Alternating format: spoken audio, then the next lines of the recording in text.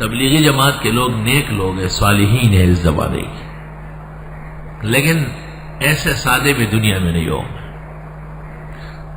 میرے پاس ملنے آتے ہیں ان کے بزرگ، ہمارے بھی بزرگ ہیں، کوئی خاص بات میں نے کہا خاص نہیں ہے، وہی عام سی بات ہے۔ کہنے لگے محبین کے پیچھے نماز ہوتی ہے؟ نہیں۔ میں نے کہا محبین مولانا یوسف بدوری، مولانا سلیم اللہ، یہ محبین ہے؟ نہیں نہیں، ہم تو ان کو کہتے ہیں۔ میں نے کہا وہ تو مبغوضین اور مغضوبین اور ضالین ہیں، ملعونین اینما ثقفوا اخذوا فقتلوا تقتیلا۔ انہیں آپ محب کہہ رہے ہیں؟ کس معنی میں محب ہے وہ؟ اچھا یہ بتاؤ نماز ہو جاتی ہے؟ نہیں۔ میں نے کہا نماز نہیں ہوتی۔ اچھا بالکل نہیں ہوتی؟ میں نے کہا بالکل، نماز کی ایک ٹانگ بھی صحیح نہیں ہوتی ان کے پیچھے پڑھنے والے۔ جو پڑھی گئی میں نے کہا واجب الادا ہے، دوبارہ پڑھی جائے گی۔ آپ کے علاوہ کسی نے کہا ہے؟ میں نے کہا ہے، لوگوں نے، بہت لوگوں نے کہا ہے۔ کس نے کہا ہے؟ میں نے کہا ایک بہت چھوٹے سے آدمی نے کہا ہے۔ کس نے؟ میں نے کہا بہت چھوٹا آدمی، اس کا نام لیتے ہوئے شرم آتی ہے۔ نہیں نہیں کوئی بات نہیں، آپ بتائیں۔ میں نے کہا نہیں بتا نہیں سکتا۔ نہیں خیر ہے بتا دیں۔ میں نے کہا اس کا نام ہے ابو حنیفہ۔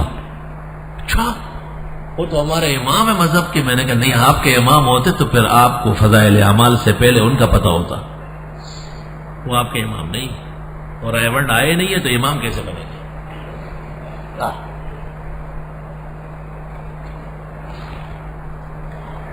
کہتے ہیں انہوں نے کہاں لکھا ہے؟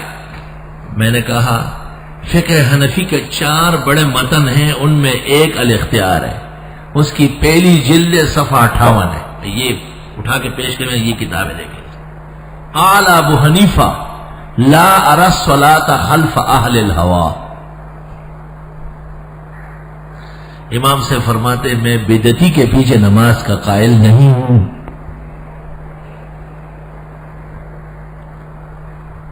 فتح القدیر کتاب الامامت، محقق ابن الحمام لکھتے ہیں ھذا عند ائمتنا الثلاثہ، ابو حنیفہ، ابو یوسف، محمد، تینوں کا یہی کہنا ہے۔ کیا؟ لا تصح الصلاۃ خلف المبتدع، بدعتی کے پیچھے نماز نہیں ہوتی، لا تصح ہو۔ فقہ میں جب لا تصح ہو تو کلندم ہو جاتی ہے بات۔ میں نے کہا آپ بتائے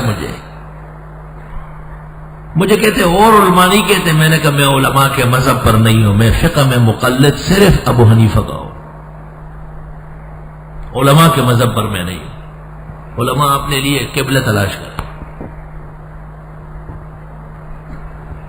میں نے کہا ایک بات پوچھتا ہوں، ناراض نہ ہو، آپ نے آج تک علماء دیوبند سے سنا ہے کہ یہ فرقہ شرک کرتے؟ ہاں بالکل مشرک ہے۔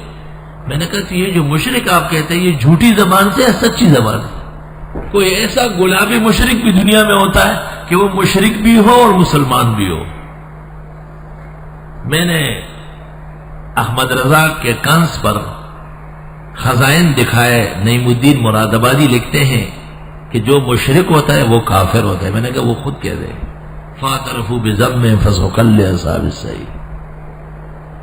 اس جگہ لکھا ہے یہ جو گوسالہ پرستی والوں کو قتل کیا ہے، اس جگہ حاشیے میں بس ایک ہی جملہ لکھا ہے، یہ لوگ مشرک تھے اور مشرک کافر ہوتا ہے۔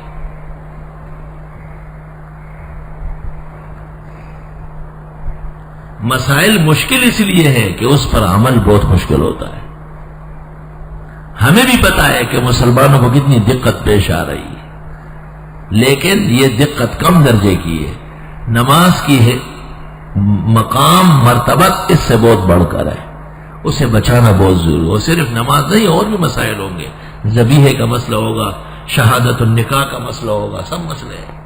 2 ٹوک فتوے میں نے سب لکھا ہے، مبتدئین کے بارے میں 2 ٹوک فتویٰ شائع ہوا ہے، اس لیے لکھنا پڑا کہ ان کی بزدلی مجھے معلوم ہے۔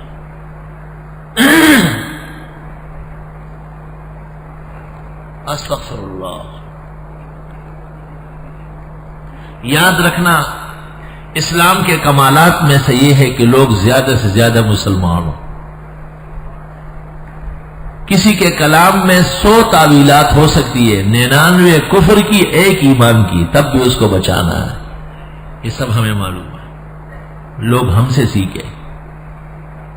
اور امام اعظم کا یہ ارشاد جو الفقہ الاکبر کے اندر بیکندی نے نقل کیا ہے، لا نکفر احدا من اہل القبلہ ما لم ينکر احدى من ضروریات الدین. ان تمام اصول کو سامنے رکھ کر کے نتیجہ وہی ہے جو پہلی بات کہی ہے، نتیجہ وہی ہے. یہ سب ارتکاب ہو رہا ہے. اللہ جناب نبی کریم صلی اللہ علیہ وسلم کے عہد اقدس میں آپ تشریف لائے ہیں اور مکہ مکرمہ اور پورے جزیرے پر مشرکین کا قبضہ ہے. مشرکین نماز پڑھتے تھے، وَمَا كَانَ صَلَاتُهُمْ عِنْدَ الْبَيْتِ إِلَّا مُكَاءً وَتَصْدِيًّا. یہ دیکھو نماز قرآن میں ہے، لیکن سیٹیاں بجاتے تھے، تالیاں بجاتے، چیئر چیئر چیئر. یہ مشرکین کا طریقہ، چیئر چیئر کرتے ہیں، تالیاں بجاتے ہیں. مشرکین مسجدوں کی تعمیر عبادت سمجھتے تھے، حاجیوں کی خدمت عبادت سمجھتے تھے. اجعلتم سقایۃ الحاج وعمارۃ المسجد الحرام. حاجیوں کو پانی پلانا اور بیت اللہ کی تعمیر کرنا یہ تب فائدہ دے گا جب تم ایمان لاؤ گے. مستدرک کے حاکم میں ہے، بچہ پیدا ہو جاتا تھا اس کا عقیقہ کرتے تھے، عقیقہ. اور بخاری شریف حدیث ہرقل میں ہے، چھوٹے لڑکے کا ختنہ کرتے تھے، یختتنون. ختنہ رواج تھا، سنت ابراہیمی. اور احقاق میں کوثری نے لکھا ہے بحوالہ مستدرک، جنازہ پڑھتے تھے. ہمارے زمانے کی بدعتی کرتے ہیں نہیں، جنازہ نہیں پڑھتے ہیں، جنازے پڑھتے ہیں، عقیقے کرتے ہیں، ولیمے کرتے ہیں، سب کچھ کرتے ہیں. یہ پورا نقشہ وہی ہے. یہ جو سولتیہ کے راستے میں ایک تکونی سی جگہ بنی ہوئی ہے، یہ قبور مشرکین کی جگہ ہے. یہاں مشرکین کا مقبرہ تھا. اور مدینہ منورہ میں حضرت نے جب ہجرت فرمائی، بخاری میں ہے، اور جو جگہ مسجد نبوی کے لیے چن لی گئی تو وہاں پر کھڈے تھے، اما الخرب فسویت، بھر دیے گئے. کھجور کے درخت تھے، واما النخل فقطعت، کاٹ دیے گئے. واما القبور فنبشت، مشرکین کی قبریں تھی. حضرت نے کہا پھینکو انہیں، ہٹاؤ، باہر پھینکو. مسئلہ یاد رکھو، المؤمن مکرم حیا و میتا. مسلمان زندگی میں بھی اور مرنے کے بعد بھی عزت کا لائق ہے. اس کی قبر پر قصدن پاؤں رکھنا منع ہے. عالمگیری میں لکھا ہے اگر کسی کے رشتہ دار کی قبر قبور کے بیچ میں ہے، اس تک پہنچنے کے لیے قبروں پر چل کے جائے گا، نہ جائے، دور سے فاتحہ پڑھے. اتق القبر، وہ قبر سے دور رہو. اور کسر عزم المیت کا کسر عزم الحی. لأن تقع جمرة من النار خیر لک من ان تقع قبرہ تحتوی علی المراقی. جنائز وغیرہ. مکہ میں جنازے پڑھتے تھے مشرکین، بچوں کے عقیقے اور ختنے کرتے تھے، نمازیں پڑھتے تھے، حج کرتے تھے، تعمیرات مساجد کی کرتے تھے، کعبے کی تعمیر کو فخر و عبادت سمجھتے تھے. مگر قرآن کہتے انما المشرکون نجس، یہ مشرک پلے درجے کے پلید ہیں. فلا يقرب المسجد الحرام بعد عامهم هذا. پتہ چل گیا کہ مشرک اتنا گندا ہے کہ خدا اس کو مسجد میں دیکھنا نہیں چاہتا ہے. یہ ابھی تک کہتے ہیں نماز ہوتی ہے نہیں، ہو جاتی ہے. کیوں؟ بغیرت آدمی کی نماز ہر جگہ ہو جاتی ہے. غیرتی مومن تو بے وضو کے پیچھے نہیں پڑتا، تو بے وضو کافر ہوتا ہے.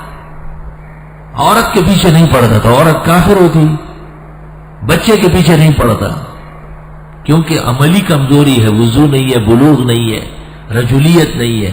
تو جہاں توحید اور سنت غائب ہے وہاں آپ پوچھتے ہیں کہ نماز ہوتی ہے نہیں، دل میں نماز کی اہمیت نہیں، جماعت کی قدر نہیں۔